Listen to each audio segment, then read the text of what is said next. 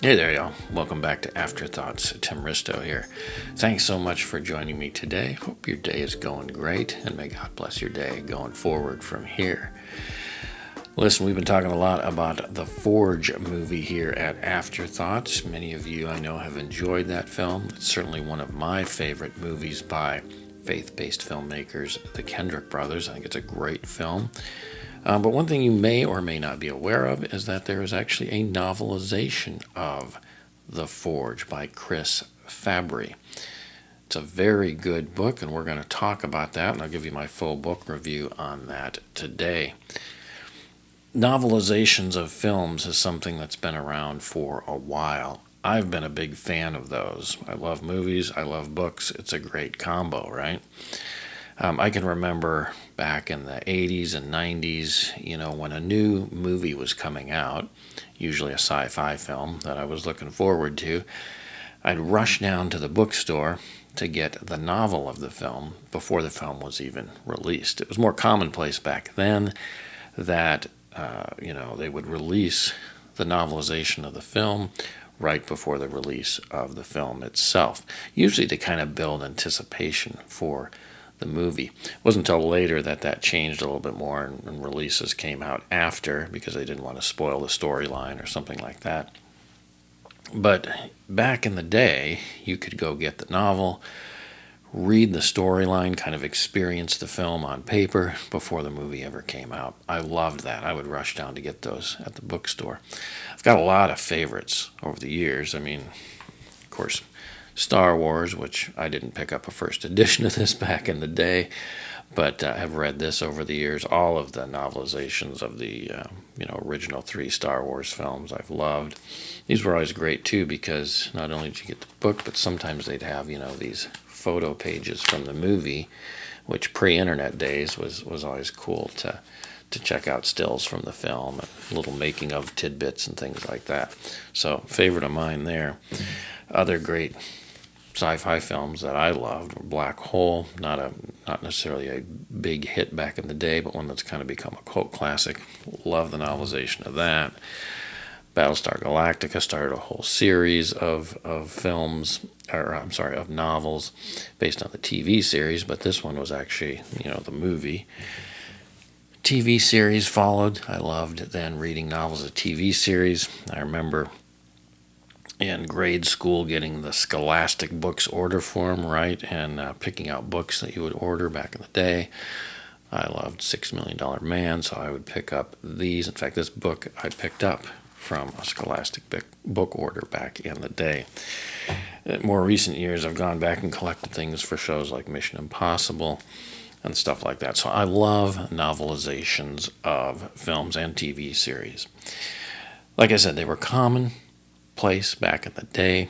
Their popularity has kind of faded in more recent years and last decade or so. But they're still out there. You'll see ones for like the more recent Star Wars films and things like that. Used to be they had them beyond science fiction. They'd have novelizations for all sorts of films, including even just dramas and things like that. But one area that there was not, there has not typically been novelizations for films has been Christian films. Now, again, I should distinguish between the fact that, a novelization of the film is something that's typically written based on the screenplay or the film itself. This isn't, I'm not talking about books where the film was based on a book that already existed. For example, I love John Wayne films too, so like The Shootist was a novel that existed before the film did. And so they based the film off of the book, right? If you look at, say, early faith-based films like The Cross and the Switchblade back in the 70s, I think this was one of the first kind of faith-based film efforts, I guess you could say.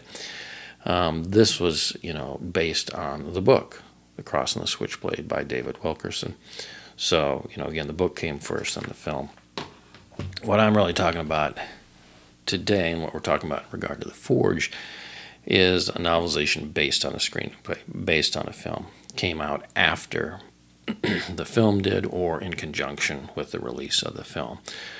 Oftentimes these are used as kind of marketing tools. Back in the day, some of the novelizations of films were not always great. They were just a basic retelling of the story of the film and kind of used to help promote the film more than anything. But as readers, interests and complexity in reading and desire for more complex stories has grown over the decades, especially in connection with the films, readers have expected more than just a rote retelling of the film on paper.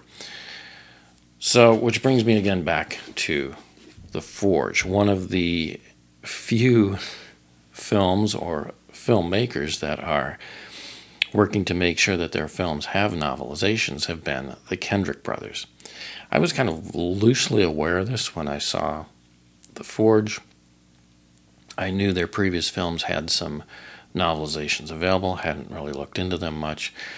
But after seeing The Forge and then wandering through a bookstore, I found, this copy of The Forge by Chris Fabry on the shelf, and I thought, I love the film so much, I'm going to give it a read. So I picked it up, and long story short, it's very good. I've really, truly enjoyed reading this. In fact, it's motivating me to want to go back and read other Kendrick Brothers films, novelizations, many of which are also by Chris Fabry. So this is good. We'll get into it here in a minute. But again, they're one of the few sets of filmmakers that are actually making sure their films have novelizations. So let's get into this novelization here of The Forge and my review of the book itself. This book is 360 pages long, so it's a good length. It's a hefty book per se for a film novelization. But right off, one of the first things I really appreciate about this book is it is not just a page-by-page retelling of the film. It obviously does that. It's faithful to the film, but it also goes into much more depth. The book is divided into, I think it's 6 parts. That chapters, there's 58 chapters, and it's divided into 6 parts, which have each part has a title or subtitle, whatever you want to call it. But the entire first part isn't even in the film itself, and that's about 70 pages. In fact, I think even into part 2, it's probably about 75 pages that are not even in the film.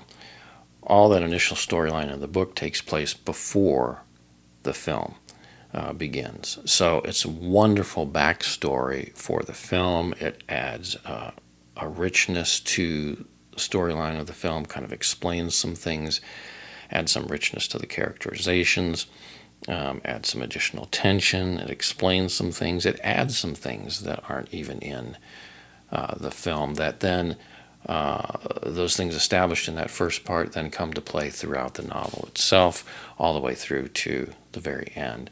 So that it's not like you just get a little extra story at the beginning and then it's never addressed in the rest of the novel. It is fully addressed throughout the book. Okay, so before we get too deep into the weeds, let me just give a quick summary of the storyline of the book. Maybe you haven't seen the film, but you're interested in reading the book. Maybe it's been a while since you've seen the film, but let's give a quick summary overview of what the storyline is about. Use the summary here from the back cover, which says, he has no plans for his future. She's praying for what feels impossible. Could God's purpose be more than either of them can imagine? As Cynthia Wright's marriage implodes, she is forced to raise her teenage son, Isaiah, alone. The pressure of providing for them through her salon is a full-time job in itself. When Cynthia sees Isaiah pulling away and escaping into video games, tensions rise and prayers feel unanswered. Angry and hurt, Isaiah starts acting like the father who abandoned him, and Cynthia gives him an ultimatum while turning to her twin sister, Elizabeth Jordan, for support. Elizabeth enlists Miss Clara, a seasoned prayer warrior who challenges Cynthia to pray boldly and believe God for the impossible. Caught in the middle, Isaiah longs for respect but sees no clear path to becoming a good man. Desperate for a job, he wanders into Moore Fitness and encounters the owner, Joshua Moore, who introduces him to the concept of working for a coach rather than a boss. Needing the work, Isaiah reluctantly begins his mentoring process with Joshua. While Cynthia clings to hope, no one sees the coming storms brewing at the company and in Isaiah's heart.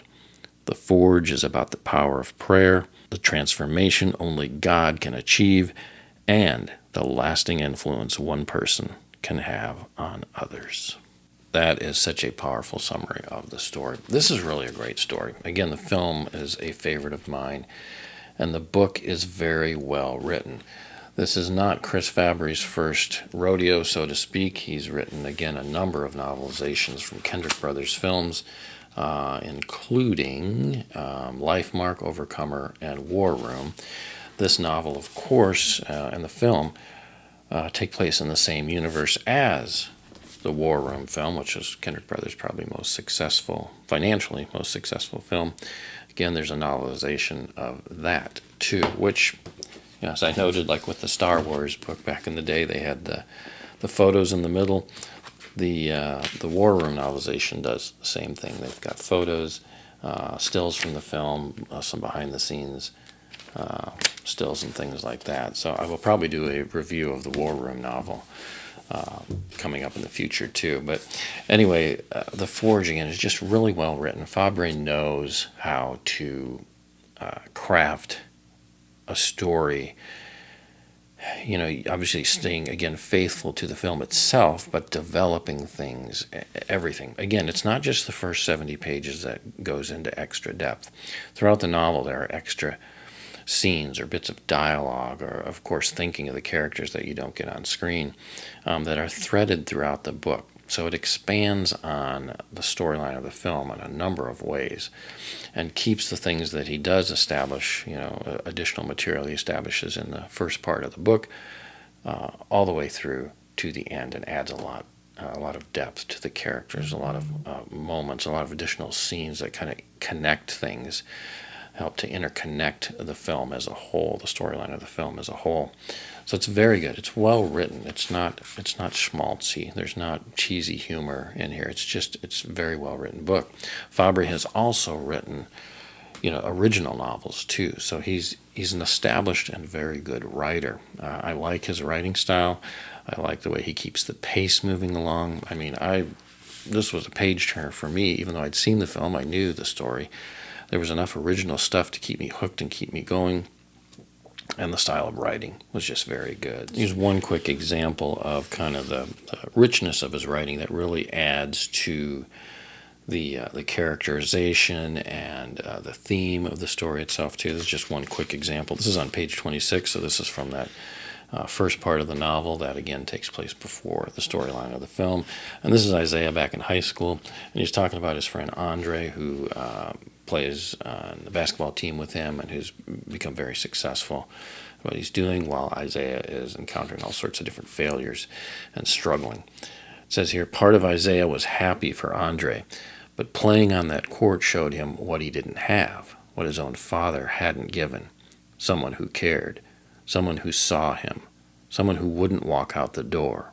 So every time Isaiah went there, he couldn't see a nice court. He saw what he didn't have and what he would never have. It was a knife to the heart. He knew it wasn't fair to Andre, but every time he called, Isaiah made an excuse. So again, painting a lot of the background of Isaiah, why he became the way he did by the time we encounter him in the Forge movie itself. A lot of great backstory like that with his interrelationships back in high school, how he and his mother got to where they were at, the whole relationship with his father, which, in the film, he's in one scene, basically. But here he gets a lot more depth and backstory. Also, additional relationships with Cynthia, the mother, are explored, again, all the way through the novel. So just really good depth of storyline, building on the themes, adding to the richness of the characterization, additional storylines, additional characters, really make this a winning novel on so many fronts. I'm really glad I read this, and I'm a big fan. If you enjoy film novelizations, if you enjoy just good stories, you definitely need to check this out. I think the Kendrick Brothers, by making sure they have novelizations of their films, have done a service to those of us that really enjoy this genre and enjoy reliving the film in book form as well. It's just very, very good. I'm going to go into spoiler territory here for a moment, so if you don't want to know a little bit more of a tidbit that's really kind of interesting in this story, you may want to avoid this. But I want to highlight this because it is one of the unique things about this book that the film does not touch upon. So the character of Cynthia, Isaiah's mother, of course, is divorced from Darren, Isaiah's father. And in this early part of the book, it goes into the backstory of how they became divorced, what the reason for it was. In the film, Darren's in it for one scene, basically. And it's a great scene, but it does make you wonder about, how did they get to this point? Well, the novel explains that. But it also adds some richness to Cynthia, not just Darren and Isaiah's story, but also Cynthia and what, her thought process was, what she was going through at that time. And then that gets threaded through into the timeline of the film as well that we don't see. So here on page 30, again, if you don't want to be spoiled, don't listen to this part, but it's, I guess, kind of a minor spoiler in some ways. But here's Cynthia thinking. It says, I imagined what it would be like to have someone steady, loving, and kind instead of what I experienced with Darren. And every time I thought of Randall, I remembered the good, how respectful he was to teachers. He was kind to younger kids. I made him into the person I remembered instead of asking who he had become. No matter how close you come to the truth about a person you used to know, what's in your head is always part fantasy. So I tried to put Randall on a shelf and keep moving forward, but every so often he would creep into my mind. So there's somebody that Cynthia was getting to know while her relationship with Darren, had crumbled. And that's what's kind of interesting. That's threaded throughout. So that's on her mind throughout the novel as well, and comes back again into play later on in the novel. So I just think that's an interesting storyline to explore. And it's those kind of elements that Fabry handles so well in this novelization of The Forge. I think when you've read this, and I look forward to going back and reading War Room, written by him as well, but you can just begin to see these interconnected universes of these stories here in the Kendrick Brothers films. There's a depth of stories, I think, that could be told within the Forge and War Room universe. Offshoots, novelizations that don't have to become films, but are just novelizations. I could see them kind of interconnecting this universe. You've got the character of Miss Clara from the War Room that appears in here as well. You've got the mother Cynthia here in this story, whose sister Elizabeth from War Room appears in the film and is in this story, and they both have more time in the story in the novelization, of course. So I think there's a lot of potential for this universe, this War Room Forge universe, and the stories they could tell. But again, Chris Fabry does a great job of adding to the story, adding richness and depth of characterization, richness of story in the novelizations. All right, there you have it, my review of The Forge. Again, I'm not going into a great deal of depth here. I'm just kind of giving an overview of what I like about it, the strengths, which are definitely the writing, the added depth of characterization and storyline. It goes beyond the film on a number of levels. It's just a good novel. If you're a fan of movie novelizations or of The Forge and interested in kind of getting more into the characters and the storyline, this is a great book to read. I also just kind of want to draw awareness to the existence of this book and, these types of books, novelizations of Christian films. At least for the Kendrick Brothers, they're putting them out consistently. I think they've got them back all the way to Flywheel, their first film. I think there's a novelization of that. I think some of the earlier ones are by Eric Wilson. I think Randy Alcorn, I think his name is, wrote Courageous, maybe. And then I think Chris Fabry has done the rest of the Kendrick Brothers novelizations. But it's good. And again, if you're interested in the Forge, the storyline of that, or in Christian fiction, or in film novelizations, you can't go wrong with The Forge. So that's my review for today, y'all. What do y'all think? Have you read The Forge? What do you think of the novelization of the film? Are you a fan of film novelizations? If so, let me know in the comments down below. I would love to hear from you. Have a great one, y'all. above all else, stay in God's Word. Blessings. Take care, y'all. Bye-bye.